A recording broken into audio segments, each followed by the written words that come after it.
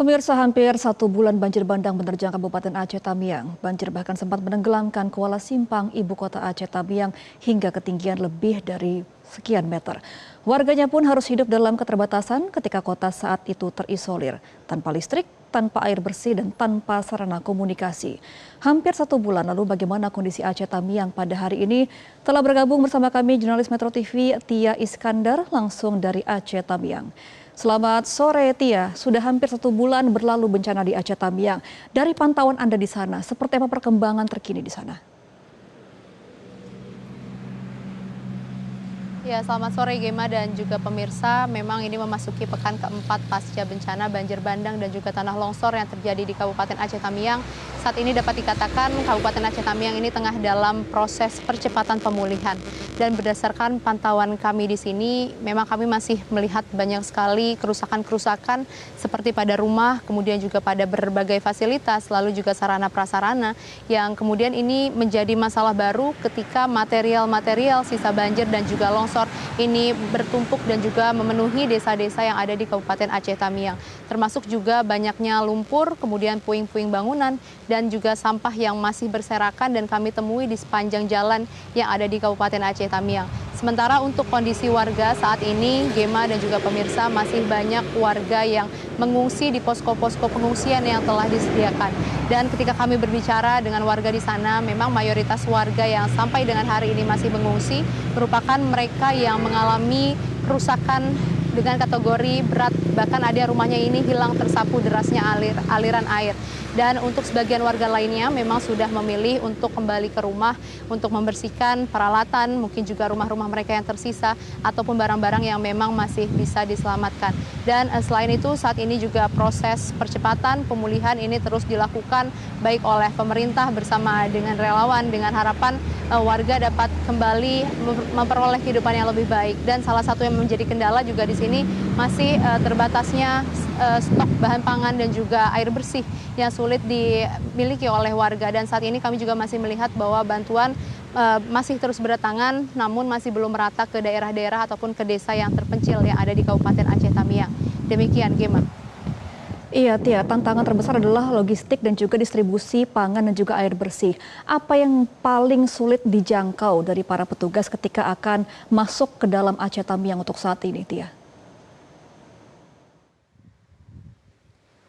Ya, Gema, sebetulnya untuk tantangannya ini masih sangat banyak dan juga beragam. Ini tergantung pada desa yang berada di sini. Apabila kami melihat desa-desa yang terletak di dekat dengan pusat kota, memang untuk aksesnya ini sudah mulai mudah diterima oleh warga. Kemudian juga untuk logistik-logistik juga masih terus berdatangan. Namun jika kita melihat desa-desa yang memang masih terpencil, misalnya ada di Desa Babo, kemudian juga di Desa Sekumur, akses ke sana masih sangat sulit, Gema dan juga pemirsa, di mana ketika kami kemarin datang ke Desa Sekumur, itu kami masih harus menyeberangi Sungai Tamiang yang juga ini menjadi salah satu kendala mobilitas bantuan yang ingin menuju ke sana. Dan di sana pun ketika kami lihat ini lumpur masih sangat tinggi, Gema, di mana warga ini harus berjalan sejauh 2 km untuk dapat mengakses bantuan. Sehingga ini menjadi salah satu tantangan yang saat ini dihadapi oleh warga. Dan tadi juga kami sudah bertemu langsung dengan Wakil Gubernur dari Provinsi Aceh. Kami menanyakan bagaimana kondisi saat ini. Memang dikatakan masih terdapat banyak PR yang harus diselesaikan oleh pemerintah. Selain dengan infrastruktur, saat ini juga warga masih terus berfokus untuk memenuhi kebutuhan dasar mereka. Dan contohnya saja, tadi kami baru juga berkomunikasi dengan kepala desa yang ada di Desa Bandar Khalifah. Kepala desa menyatakan kepada kami bahwa sudah 3 hari bantuan air bersih ini belum juga datang. Walaupun demikian, dari kepala desa menyatakan bahwa memang sudah ada dari relawan yang menawarkan untuk membangun sumur bor dan juga memberikan MCK di sana. Namun yang disoroti ini saat ini adalah yang paling penting adalah mengenai stok dari air bersih yang juga masih sulit didapatkan oleh warga. Dan selebihnya untuk pemerataan listrik ini juga masih belum merata di Kabupaten Aceh Tamiang. Dan juga untuk mungkin kondisi jalan, infrastruktur lainnya seperti infrastruktur kesehatan, kemudian juga sekolah ini masih rusak parah, Gema dan juga pemirsa. Bersih masih sulit dijangkau dan juga dikonsumsi oleh para warga di sana. Bagaimana dengan kondisi kesehatan para warga, Tia, di sana? Dan bagaimana dengan fasilitas kesehatan? Apakah sudah ada yang memadai, sudah ada yang buka untuk melayani masyarakat di sana? Iya Gema, untuk fasilitas seperti layanan kesehatan ini memang banyak sekali yang terdampak. Namun kemarin kami sudah mencoba menyusuri di Kabupaten Aceh Tamiang mana saja fasilitas kesehatan yang sudah mulai beroperasi, dan kemarin kami datang ke RSUD Aceh Tamiang yang sudah beroperasi sejak minggu ketiga. Di sana operasional sudah mulai dibuka, namun masih dalam pelayanan yang terbatas seperti rawat inap dan juga gawat darurat ini sudah dibuka. Namun dari dokter dan juga direktur di sana menyampaikan masih banyak keterbatasan dan juga hambatan yang dialami. Kemudian untuk masalah keluhan, mayoritas keluhan dari warga pasca banjir bandang dan juga tanah longsor ini adalah berupa gangguan kesehatan pernafasan, kemudian juga kesehatan kulit dan penyakit sistemik yang kemarin dikabarkan oleh salah seorang dokter ketika kami berbincang, warga yang memiliki penyakit sistemik misalnya saja jantung ini memiliki kesulitan karena ketika banjir bandang dan juga tanah longsor datang ini menyapu bersih rumah mereka sehingga obat-obatan pun mereka sudah tidak dapat konsumsi lagi, sehingga dengan keadaan yang demikian mereka tidak dapat mengontrol penyakit yang memang harusnya ini dapat dikontrol dengan obat-obatan yang mereka minum. Dan saat ini untuk dari rumah sakit sendiri sudah dapat melayani 30 hingga 45 pasien, dan harapannya ke depannya ini dari pemerintah juga akan memberikan perhatian khusus karena hingga saat ini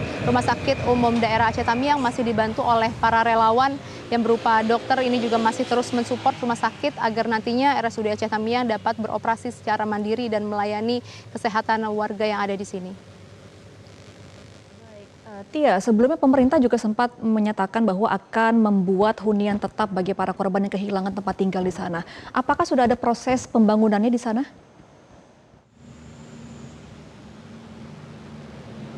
Iya Gema, kemarin dari Menteri Dalam Negeri Tito Karnavian ini sudah berkunjung ke Kabupaten Aceh Tamiang untuk melihat dan juga meninjau lokasi lokasi terdampak.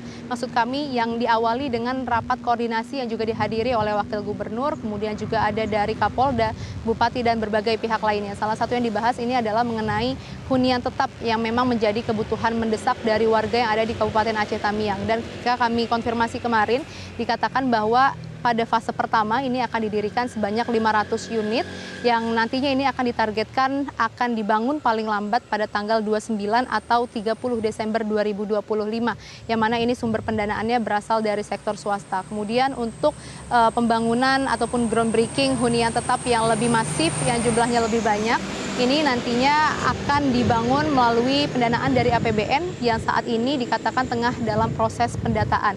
Dan nanti kami juga masih akan terus meninjau di mana saja titik hunian tetap ini akan dibangun, dan yang pasti dikatakan oleh Tito hunian ini nantinya akan didirikan di atas tanah milik pemerintah yang kemarin diinformasikan juga sebagian ini masih dikuasai oleh pihak swasta dengan menggunakan HGU atau hak guna usaha, yang Tito juga kemarin mengimbau bagi setiap pemilik HGU ini untuk dapat mau memberikan dan juga membantu pemerintah dalam hal ini untuk segera membuat hunian tetap bagi warga yang terdampak. Iya, Tia, Anda juga sempat berbincang kepada warga di sana selama proses peliputan. Apa harapan yang paling besar diutarakan oleh para warga untuk pemulihan dari bencana ini? Ya Gema, untuk harapannya memang masih terkait kebutuhan dasar yang saat ini masih terus mereka perjuangkan dari hari ke hari. Namun yang mereka paling pikirkan ini adalah mengenai tempat tinggal, di mana mereka masih memiliki keluarga dan juga anak-anak yang tentunya ini masih memiliki masa depan yang harus mereka kejar. Dan untuk itu warga berharap dari pemerintah dapat segera memberikan bantuan, mencarikan solusi terkait dengan rumah-rumah warga yang memang masih terdampak. Dan tadi kami juga belum menyampaikan bahwa selain hunian tetap, pemerintah ini juga nantinya akan memberikan bantuan berupa uang tunai, dikarenakan hunian tetap tadi dikatakan oleh Tito Karnavian ini diperuntukkan untuk rumah dengan kategori rusak berat dan juga hilang. Dan sementara untuk warga yang rumahnya ini mengalami kerusakan ringan dan juga sedang, ini berdasarkan keterangan dari Tito dan juga berdasarkan hasil rapat, nantinya akan diberikan bantuan sebesar 40 juta rupiah untuk rumah dengan kategori rusak sedang dan 20 juta untuk kategori rusak ringan. Dan dengan demikian diharapkan warga nantinya dapat kembali secara perlahan bangkit dari bencana yang terjadi, dan tentunya harapannya warga dapat memiliki kehidupan yang lebih baik lagi ke depannya. Gema. Baik, terima kasih atas informasi Anda, Tia Iskandar langsung dari kembali bertugas. Jelajahi cara baru mendapatkan informasi. Download Metro TV Extend sekarang.